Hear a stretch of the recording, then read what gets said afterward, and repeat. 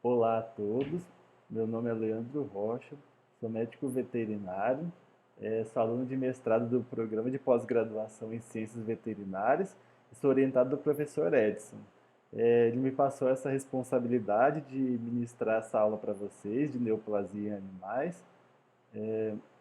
Eu formei o ano passado, talvez vocês tenham me visto aí pelo corredor e eu também devo ter recebido vocês na semana de calor, alguma coisa. Como eu formei o ano passado, talvez eu não tenha tanta experiência, mas eu estudei bastante para fazer essa aula e no final tenho meus contatos, caso seja necessário vocês tirarem algumas dúvidas. Estamos se adaptando a esse modelo novo de aula, né, que é online, que acho que tem algumas vantagens e desvantagens, né? A vantagem é que eu estou aqui em Vilhena, posso estar remotamente auxiliando vocês, né? Tá encurtando essas distâncias. Eu acho que é importante nesse momento que a gente está vivendo. Então, vamos lá. Eu separei a apresentação na principal enfermidades que a gente vê no dia a dia, né? O que eu considerei mais relevante para discutir um pouco sobre a patogenia, para que vocês tenham algum senso diagnóstico e possa entender a patogenia e entender como se diagnostica essas enfermidades nesses animais. Separei baseado em bovinos, caninos, felinos e a última parte só fazer uma consideração sobre as neoplasias em animais silvestres. Eu vou dividir o vídeo em duas partes, para não ficar tão difícil o download, para vocês assistirem aí. Mas, se precisar, estão aí. Começar aqui a apresentação. Bem, mas o que seria o câncer, essa neoplasia? Muitas vezes, o dono de proprietário, de pet, se depara com uma massa de crescimento lento que ele dá um remédio, algum anti-inflamatório e a massa não para de crescer. Então isso incomoda porque é feio, está numa região que o animal fica coçando, enfim, e o proprietário leva esse animal, chama o veterinário para saber o que está acontecendo. Na maioria das vezes a gente não consegue já dar um nome ou um sobrenome para essa neoplasia que a gente está vendo. Só que com base no que a gente está observando, no que o proprietário relatou, ou a epidemiologia, a gente pode sugerir um diagnóstico e com base no exame de biópsia, se o animal estiver vivo, ou na necrópsia, se o animal vier a óbito, a gente consegue chegar a um diagnóstico conclusivo da alteração que está acontecendo. Saber qual a neoplasia que está acometendo esse animal é importante para dar um prognóstico, para falar para o proprietário quais são as chances desse animal sobreviver, se o tratamento vai ser responsível, vai ser eficiente ou não, e saber se de fato esse tumor ele é maligno ou benigno, né? Que é importantíssimo para acalmar esse proprietário que muitas vezes trata esse animal como parte da família, que realmente é. Nessa imagem, a gente observa um quadro que se tem com frequência no dia a dia a campo. Seria você chega numa propriedade, uma vaca com senil, com mais idade, com 10 anos, com um ferimento que não cicatriza, seja na região vulvar, na região periocular, e o capataz ou o próprio pecuarista relata que essa ferida não cicatriza, ele já passou um monte de antibiótico, já passou vários tipos de spray, já deu miíase, só que essa ferida não cicatriza. Então, com base nisso, você já tem alguma evidência de suspeitar que seja uma neoplasia, né? É lógico que tem algumas bactérias que são multiresistentes, mas quando se pensa em animal mais idoso, animal senil, e principalmente nessas regiões que não tem pelo, que tem pouco pigmento, deve ser pensado sim em neoplasia e deve ser coletado material para se chegar a um diagnóstico conclusivo.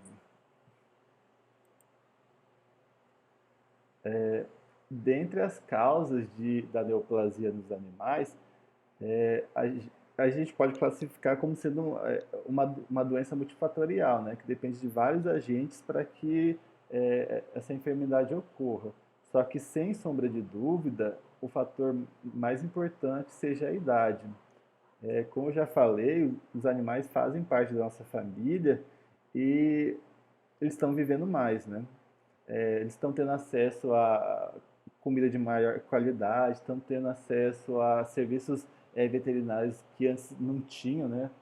Como tomografia, que era só disponível para serviços humanos, de saúde humana. Então, isso fez com que a perspectiva de vida dos animais aumentasse e também fez com que esse aumento de vida está relacionado também com a maior exposição a patógenos ou a agentes que podem induzir ao câncer nesses animais. Então, tem aumentado demais esse número de neoplasia nos animais. Quanto à causa, a gente também pode falar relacionado a fatores ambientais, que seria um dono que fuma, é, o, o,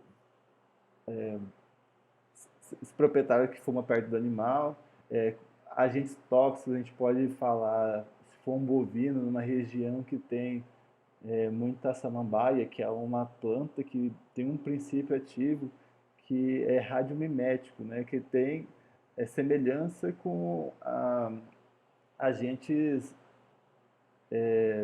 radioativos, né? O animal com o consumo dessa planta, o animal pode desenvolver tumores no tubo digestivo, enfim. O câncer pode estar relacionado também com agentes infecciosos, como é o primeiro caso que eu vou relatar daqui a pouco, que é o vírus da leucose bovino. Com relação à idade, não é só o animal velho que vai apresentar câncer, né? Tem alguns casos, como o uso daquelas injeções hormonais para induzir o aborto, ou prevenir a gestação de gatas. Então, uma gata jovem pode sim ter neoplasia associada à utilização desses medicamentos, né, dessas injetáveis. Raça, é importante saber se é um boxer, se é um pastor alemão, se é um cachorro albino. Tudo isso é importante você investigar, perguntar para o proprietário para auxiliar no seu diagnóstico final, para poder passar uma resposta mais certa para o proprietário ou para a clínica, né, que se ele estiver encaminhando essa amostra, passar uma informação mais correta. Com relação a neoplasias em bovinos, a gente sabe que basicamente temos dois tipos de criação, dois tipos de animais, né, que seria a produção para pecuária animal para corte, que tem um ciclo de vida menor, que eles são abatidos mais cedo, e também temos a pecuária leiteira, que são, na maioria das vezes, animais de origem europeia, né, uma vaca holandesa, e que eles vivem bem mais em comparação com os animais de corte. Então, a leucose exótica bovina é uma enfermidade que é mais diagnosticada em animais de leite, por causa dessa questão. Ele é um vírus, né, o BLV, que ele é caracterizado, denominado um vírus oncogênico, que é um vírus capaz de estimular a formação de neoplasias no animal. Ele pertence a uma família que é chamada Retroviridae, que tem diversas viroses que são importantes tanto para a saúde animal quanto para a saúde humana. Por exemplo, se a gente for pegar aqui o lentivírus, a gente tem o próprio HIV, que é uma doença de humanos, né? Aqui o alfavírus, a gente tem o vírus da leucemia aviária, enfim, daqui tem FIV, FeLV, o vírus da encefalite, artrite e encefalite caprina. Então, ele é uma família de vírus importantíssima para a saúde animal e humana.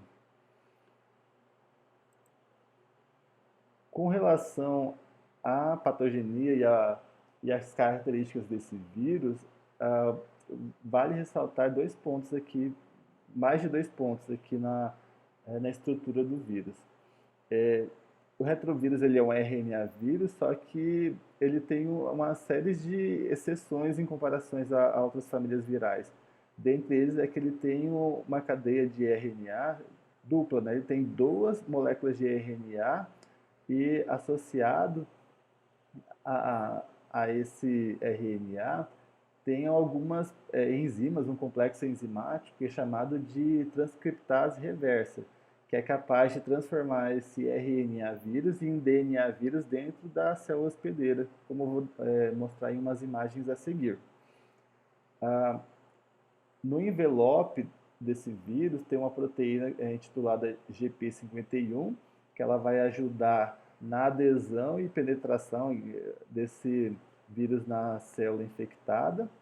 E esse GP51, que é uma proteína do envelope associado com uma glicoproteína do capsídeo, esse P24, eles dois vão fazer com que o animal também desenvolva anticorpos, né? Quando você vai fazer o diagnóstico, então, como eles são estimulantes do anticorpo no animal, então você vai fazer a pesquisa por anticorpo anti-GP51 e é, anticorpo anti-P24, que são essas duas moléculas que são capazes de induzir a formação desses anticorpos. Aqui, de maneira resumida, essa figura demonstra como é que funciona essa invasão desse vírus dentro da célula hospedeira. O vírus da leucose bovina ele tem preferência pelo linfócito B. Entretanto, ele pode afetar outros tipos celulares, como neutrófilo, macrófago, só que essa é a preferência dele, né? Esse aqui é o vírus, né? E ele penetra aqui na célula hospedeira. Aqui ele está sendo o RNA vírus junto com a transcriptase reversa, que são essas bolinhas verdes. Como ele penetra, ele libera o material genético dentro da célula. Esse RNA ele é liberado e a transcriptase reversa faz com que esse RNA passe a ser DNA vírus. Então, esse DNA vírus entra no núcleo celular e se liga ao material genético da célula hospedeira. Então, ele passa a infectar essa célula de maneira infinita, né? Então, o animal, a partir do momento que tem essa infecção, ele vai ficar a vida toda infeccionado, vai ter o vírus presente no seu corpo. Então, é uma doença que não tem cura. A partir do momento que tem essa integração do DNA viral ao núcleo, vai ter a formação de liberação de outras moléculas, né? O vírus vai utilizar a maquinaria da célula para produzir outros vírus para que novas células sejam contaminadas. E quando tem esse brotamento da formação de novos vírus, ele pega essa parede celular para se tornar sua, né? Então, ele é formado, além de componentes do próprio vírus, ele também tem essa formação do seu envelope pela camada fosfolipídica da célula que foi parasitada, nesse caso, né? E assim que ocorre a infecção do animal. Então, com base nessa imagem, a gente pode ver que o animal ou ele pode se contaminar com uma célula infectada ou com o próprio vírus solto, livre, isolado, sozinho, né? E o método de diagnóstico molecular vai variar de acordo de qual célula você está buscando. Se for, nesse caso aqui, ele é um RNA vírus, e nesse caso ele vai ser um DNA vírus, que é importante a gente saber. Aqui é um modelo geral dos retrovírus. E nesse caso aqui, é específico do vírus da leucose bovina, que não se assemelha muito da figura anterior, né? Então, o animal ele vai ser contaminado com a inoculação de um sangue que tem o vírus, né? Pode ser por via de agulha, aquele veterinário que vacina um boi, depois vacina outro e não troca agulha, ou aquele outro que mexe com reprodução, que faz a palpação retal em uma vaca e faz a palpação em outra e não troca a luva. Todos esses métodos podem estar associados com a transmissão do vírus da leucose bovina dentro de um rebanho. Alguns estudos eles demonstram que alguns insetos, né, alguns tabanídeos também podem transmitir a infecção para os animais. Só que, sem sombra de dúvida, é uma doença que está relacionada com o manejo dentro da propriedade e que o veterinário, o peão, o capataz, o pecuarista tem relação na transmissão do agente. Então, o material contaminado entra em contato com o bovino, né, que pode ser na forma livre, né, que ele não está dentro da célula infectada ainda, ou pode estar associado à célula infectada, né? Só que nesse caso ele vai ser um DNA, um vírus. Né? Quando ele está na forma livre, ele vai se ligar à célula infectada, né? A partir daquela proteína, GP51, vai infectar o linfócito B. Em seguida, ele vai fazer essa integração viral na forma de DNA pró-viral no genoma celular e vai gerar essa infecção vitalícia. A partir do momento que se ligou ao material genético, então o animal vai ficar persistentemente infectado. Dando continuidade, a partir de 15 a 45 dias, o animal ele vai começar a apresentar anticorpos para o vírus. Então, a partir de 15 a 45 dias, o animal já pode ser detectado, fazer o exame de diagnóstico sorológico e vai dar positivo, né? Dependendo de qual anticorpo você está procurando.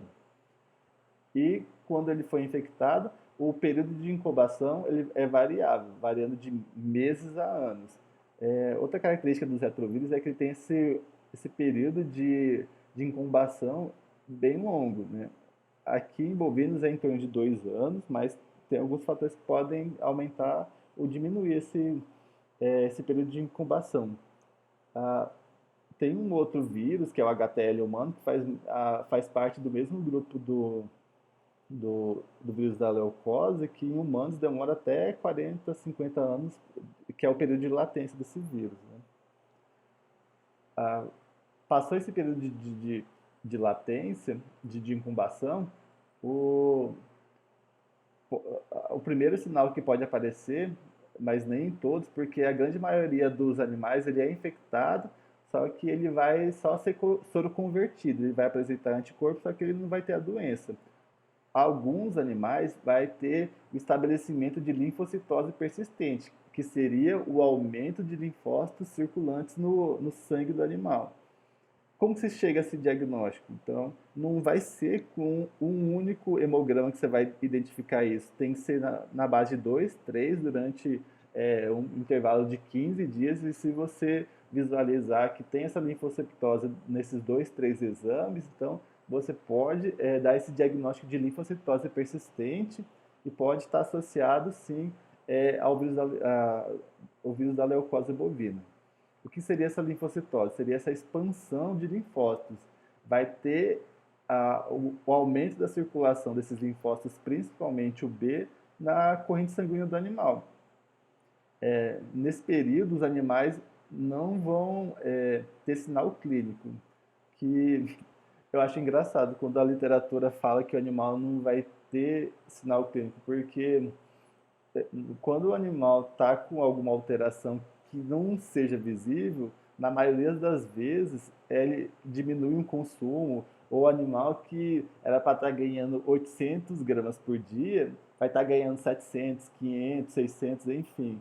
E com os preços que a gente está vendo hoje na pecuária, falar que o animal não tem sinal clínico e sendo que ele está perdendo peso, é bem complicado, porque está tudo tão caro, mas o animal ele vai ter esse aumento de linfócitos, sem sinal clínico, mas pode estar tendo uma queda de produção leiteira, ou ele pode estar também não comendo, ou perdendo um pouco de peso, só que talvez não seja muito visível para quem não contabiliza isso, né?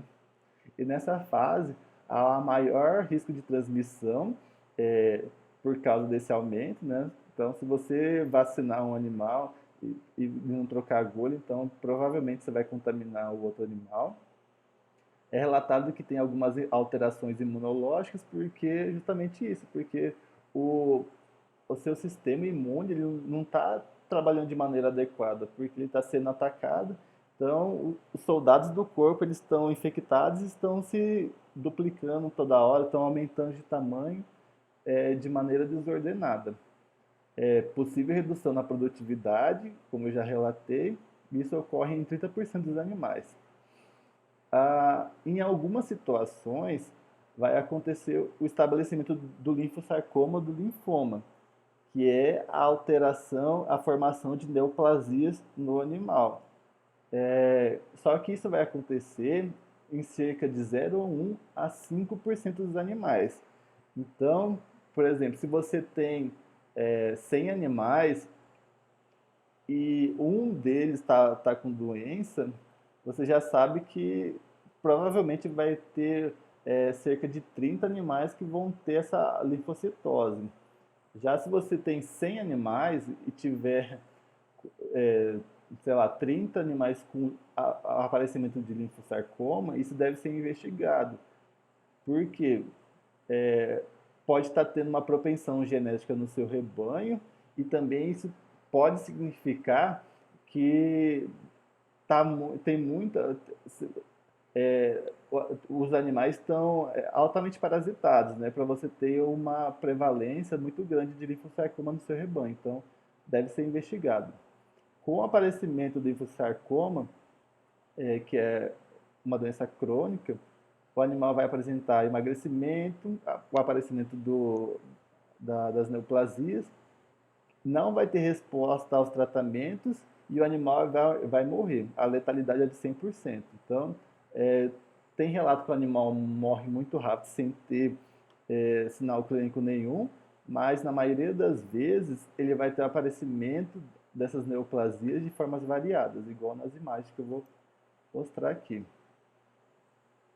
Um achado comum é a formação de neoplasias comprimindo a medula espinhal. Então, a partir do momento que se comprime a medula espinhal, o animal vai ter dificuldade de andar. Tem até um vídeo aqui, seria isso daqui. Nesse vídeo que o professor Furlan forneceu, mostra um sinal clínico bem característico da leucose em bovinos, que o animal ele fica com esse arqueamento da coluna e tem essa dificuldade de andar, principalmente nos membros posteriores. Percebam que aparentemente não dá para ver aumento dos linfonodos nessas imagens, mas o que está chamando a atenção é a dificuldade de locomoção desses animais, chegando até cair. Olha aí.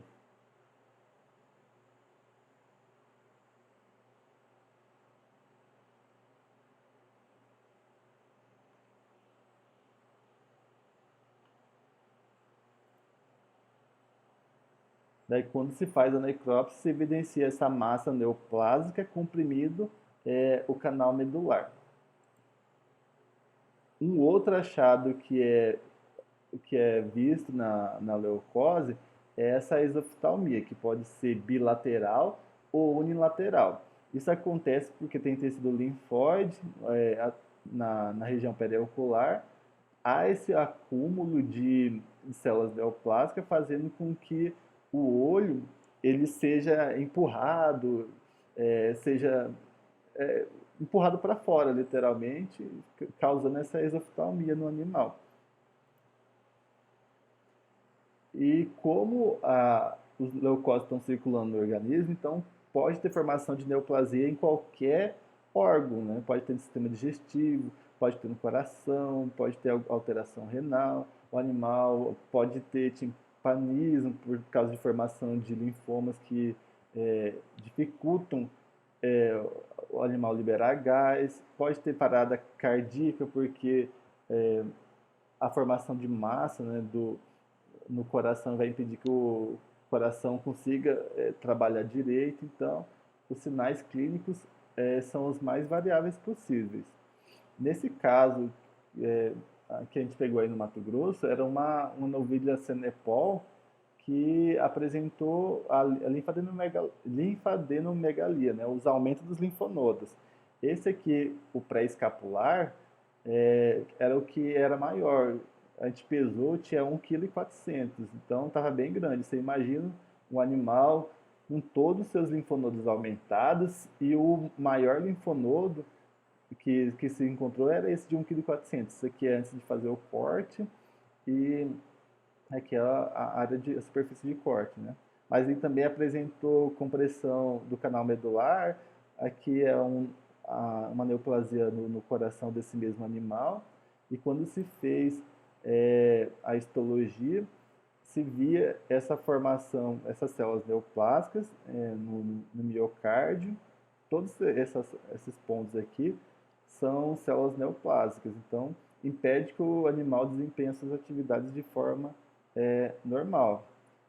Como é mais prevalente no linfócito B, então a gente pensa que aqui seja, pela histologia, a gente não consegue fazer a diferenciação de linfócito B, T, enfim, teria que se utilizar outras técnicas, como a imunistoquímica, né? Só que, como não tem muita importância nesse caso, só identificar o linfócito mesmo, já dá para a gente fazer um diagnóstico conclusivo. Mas se fosse outras espécies, como um linfoma em cachorro, que é importante você fazer essa diferenciação entre linfócito B e T, aí sim você deveria abrir mão de um diagnóstico por meio de histoquímica para diferenciar ou utilizando até o PCR, que é o que se tem feito aí na maioria das vezes da FMT. Só para dar um ponto final nessa parte, sei que não é o foco, né? Diagnóstico final, o diferencial, como vocês viram que o animal tem dificuldade de andar, então a gente tem que pensar num botulismo, numa raiva. O diagnóstico é com base na epidemiologia, sinal clínico, e se o animal morreu, fazendo necrópsia, com exame histopatológico, você pode fazer o PCR para identificar o vírus. Tem alguns trabalhos que falam da fazer a punção do nódulo, né, do linfonodo que está aumentado e fazer uma lâmina, só que eu acho que na maioria das vezes isso não é feito, né? O tratamento não existe, não tem vacina. Tratamento de suporte eu acho bem difícil para bovinos também, porque é uma doença que tem, como mostrado anteriormente, 100% de letalidade, então o animal vai morrer e a prevenção, nesse caso, vai ser adotar medidas sanitárias melhores na propriedade, que é o uso de trocar a luva a cada animal, trocar a agulha a cada animal na vacinação, porque além de você prevenir a leucose, você também vai prevenir outras doenças que podem acometer o rebanho, tipo drepanossomíase, entre outros. Então, a prevenção nesse caso está muito mais associada à educação das pessoas que lidam com o animal e a conscientização do proprietário, do veterinário e dos capatazes. E é isso, pessoal. Vamos para a segunda parte agora.